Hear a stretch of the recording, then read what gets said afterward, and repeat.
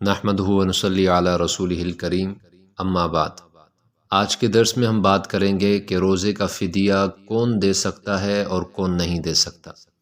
جو شخص روزہ رکھنے پر طاقت نہیں رکھتے ان کے لیے حکم یہ ہے کہ وہ فدیہ دے سکتے ہیں، لیکن فدیہ ہر شخص نہیں دے سکتا۔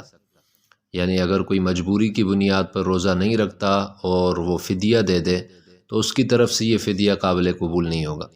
فدیہ کون دے سکتا ہے؟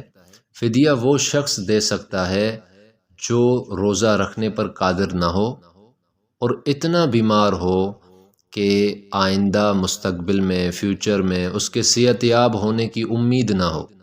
جیسے بڑی عمر کے لوگ ہوتے ہیں اور ان کو کافی بیماریاں ہوتی ہیں، روزہ رکھنے پر قادر نہیں ہوتے اور امید بھی یہی ہوتی ہے کہ بھائی یہ ان کی بیماریاں جو ہے نا وہ یہ مرتے دم تک چلیں گی، تو ایسے لوگوں کے لیے اجازت ہے کہ وہ ایک روزے کے بدلے میں ایک صدقۃ الفطر جتنا فدیہ دے سکتے ہیں، لیکن یہ صرف ان لوگوں کے لیے ہے جو روزہ رکھنے پر قادر نہیں ہیں اور آگے بھی آئندہ بھی وہ اس بیماری سے صحت یاب نہیں ہو سکتے۔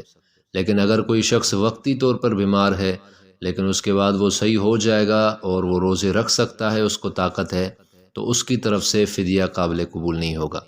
ہمارے یہاں یہ کمزوری ہوتی ہے کہ ہمارے بہت سارے تاجر حضرات، بہت سارے مختلف شعبہ جات سے وابستہ لوگ روزہ نہیں رکھ سکتے، کہتے ہیں کہ تکلیف ہوتی ہے یا دوسرا عذر بیان کرتے ہیں اور فدیہ دے کے جان چھڑا لیتے ہیں۔